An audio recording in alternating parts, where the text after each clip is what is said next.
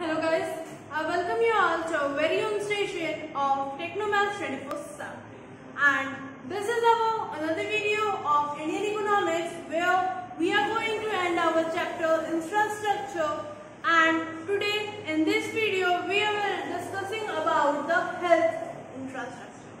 Okay, in our previous video we have learned about the electricity generation in India and about the power supply energies, and now in this video we are going to read about the health infrastructure, that how development occurs in health infrastructure, what is health infrastructure and what are the types of health infrastructure. Okay, so first of all, what is health infrastructure? So increase in overall efficiency of an individual, यानी कि किसी भी person की जो work efficiency है अगर उसमें increase होता है, उसकी हेल्थ कंडीशन में कह सकते हैं और इंक्रीजमेंट होता है, बेटरमेंट होता है, या फिर वो कम बीमार पड़ता है, तो वो सारी चीजें किसके अंदर आती हैं? हेल्थ इंफ्रास्ट्रक्चर के अंदर। यानी कि किसी भी इंडिविजुअल, किसी भी पर्सन की अगर ओवरऑल एफिशिएंसी इंक्रीज कर रही है, यानी कि वो ज्यादा टाइम वर्क कर पा रहा है, वो ज्यादा फिट है, ज्यादा हेल्दी है, या फिर हम ये कह सकते हैं कि वो मतलब कम बीमार पड़ता है, तो ये सारी चीजें किस में आती हैं? हमारे हेल्थ इंफ्रास्ट्रक्चर में आती हैं। ठीक है, प्लस और हमें इसमें क्या देखना है कि हेल्थ इंफ्रास्ट्रक्चर जो है या हेल्थ सिस्टम जो है वो किन किन पार्ट्स में बटा हुआ है। तो जो हमारा हेल्थ इंफ्रास्ट्रक्चर सिस्टम है वो 3 पार्ट्स में बटा हुआ है, जो कि हमारे कौन कौन से हैं? Primary, secondary and tertiary. Okay, कौन कौन से हैं? Primary, secondary and tertiary. तो हमारा जो प्राइमरी सेक्टर है वो हमारा क्या बताता है कि प्राइमरी सेक्टर हमारा कहाँ होता है? विलेजेस में या फिर स्मॉल टाउन्स में, यानी कि गांव में और छोटे छोटे कस्बों में क्या होते हैं? हमारे प्राइमरी सेक्टर होते हैं जहाँ पे सिंगल डॉक्टर होता है, जहाँ पे एक सिंगल डॉक्टर होता है जो कि छोटा सा क्लिनिक खोल के बैठा रहता है और सारे गांव के लोग वही दिखाने जाते हैं।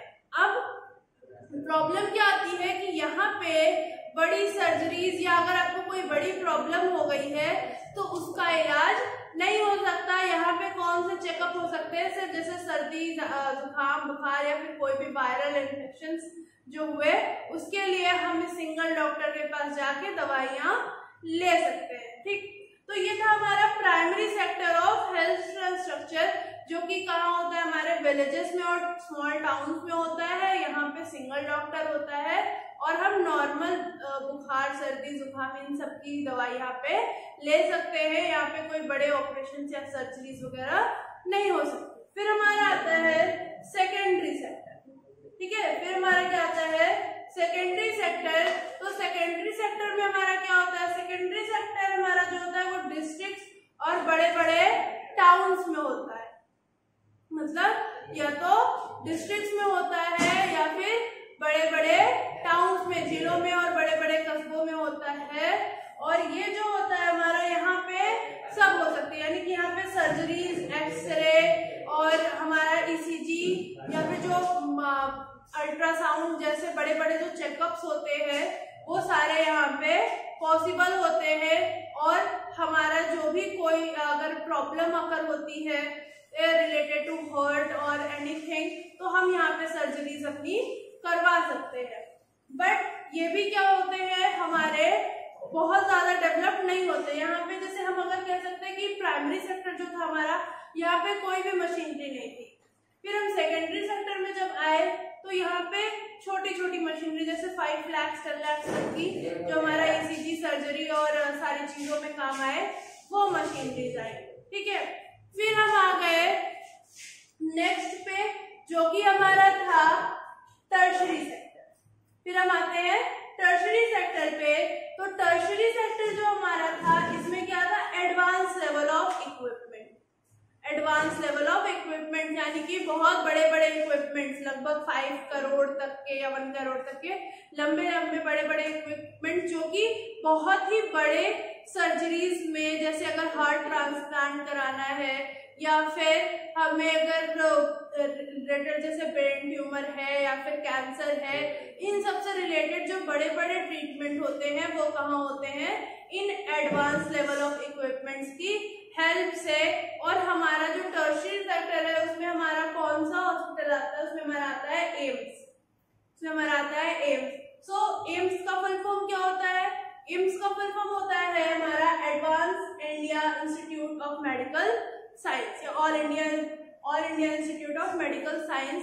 जो हमारा एम्स है, ये क्या, जो हमारा एम्स है वहां पे वो इतना बड़ा है, इतना बड़ा हॉस्पिटल है, जैसे एक बड़ा डिस्ट्रिक्ट, एक डिस्ट्रिक्ट टाइप का है वो पूरा। और उसमें हमारे हर तरीके के जो ऑपरेशंस है या हर तरीके की ट्रीटमेंट एम्स में पॉसिबल है।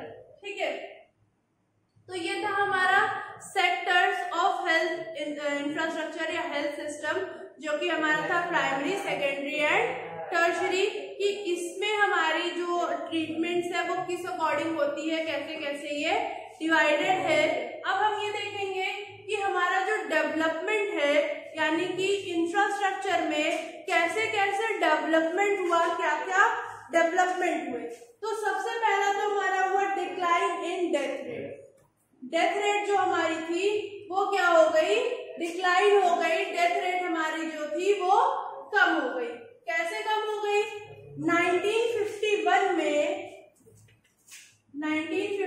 में हमारी जो डेथ रेट थी वो कितनी थी, 27, यानी 27 पर 1000 हम कह सकते हैं, 27 पर 1000 थी। और 2016 में वो कितनी हो गई, 6.4 हो गई।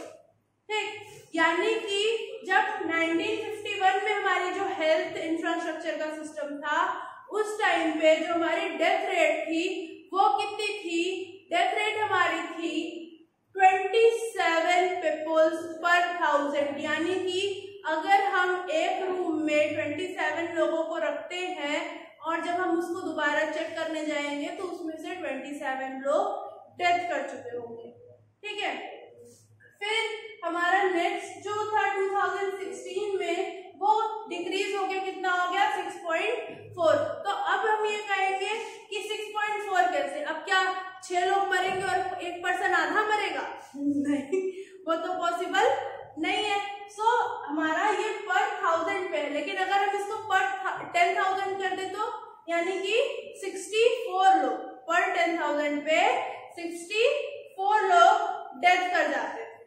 ठीक है, फिर अब हम आते हैं राइज इन लाइफ एक्सपेक्टेंसी, यानी कि लाइफ एक्सपेक्टेंसी जो थी हमारी 1951 में वो कितनी थी और अब हमारी लाइफ एक्सपेक्टेंसी कितनी हो गई। तो हमारी जो लाइफ एक्सपेक्टेंसी 1951 में थी वो कितनी थी, ओनली 32 ईयर्स। कितनी थी, ओनली 32 ईयर्स। आज 32 ईयर्स में शायद अभी हम जॉब ढूंढ रहे होते हैं या जॉब कर रहे होते हैं या स्ट्रगल कर रहे होते हैं अपनी लाइफ में, बट उस टाइम क्या था, 32 ईयर्स में हमारी लाइफ जो थी वो एंड हो जाती। बट 2016 में क्या हुआ, 2016 में ये रेट बढ़ के कितना हो गया, 68 ईयर्स। कितना हो गया, 68 ईयर्स। यानी कि 2016 में जो सर्वे हुआ उस अकॉर्डिंग एक नॉर्मल पीपल, जो कि नॉर्मल डेथ जिसकी होती है, या हम कह सकते हैं कि अपनी जो नॉर्मल लाइफ वो जीता है वो कितने साल की होती है, 68 ईयर्स की। यानी कि जो हमारी लाइफ एक्सपेक्टेंसी 32 ईयर्स थी वो इंक्रीज होके कितनी हो गई, 68 ईयर्स हो गई। ठीक है, अब हम अपना लास्ट पॉइंट देखते हैं जो कि है डिक्रीज इन IMR।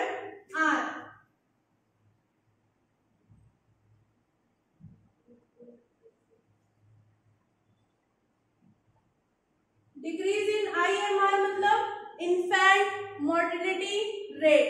ठीक है, तो हमारा जो इन्फेंट मोर्टेलिटी रेट था वो पहले कितना था और अब कितना हो गया, यानी कि हमारा जो इन्फेंट मॉर्टेलिटी रेट था वो कितना था इन 1951 48 चिल्ड्रन पर 1000 यानी कि 1951 में हमारा जो इन्फेंट मॉर्टेलिटी रेट था वो क्या था 1951 में हमारा मॉर्टेलिटी रेट था 48 चिल्ड्रन पर 1000 यानी कि हमारे मतलब कंट्री में कह सकते हैं ऐसे बच्चे जो अपना 1 ईयर कंप्लीट करने से पहले ही डेथ कर जाते थे, यानी कि अपने बर्थ से 1 ईयर कंप्लीट करने से पहले ही डेथ कर जाते थे, वो हमारे कितने थे 48 थे। और लेटर ऑन इन 2060 ये कितना हो गया डिक्रीज होके 21, कितना हो गया 21 हो गया।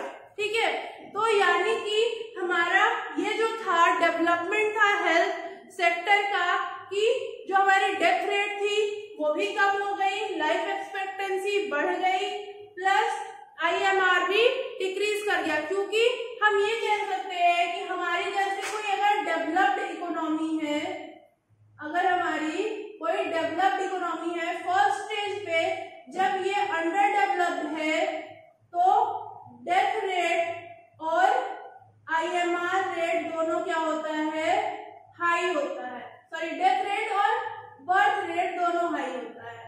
ठीक है, यानी कि बर्थ रेट भी बहुत ज्यादा होता है और डेथ रेट भी बहुत ज्यादा होता है। जब हम आते हैं अंडर डेवलप्ड पे तो हमारा क्या होता है डेथ रेट जो होता है वो डिक्रीज होता है, लेकिन बर्थ रेट अभी भी हाई होता है।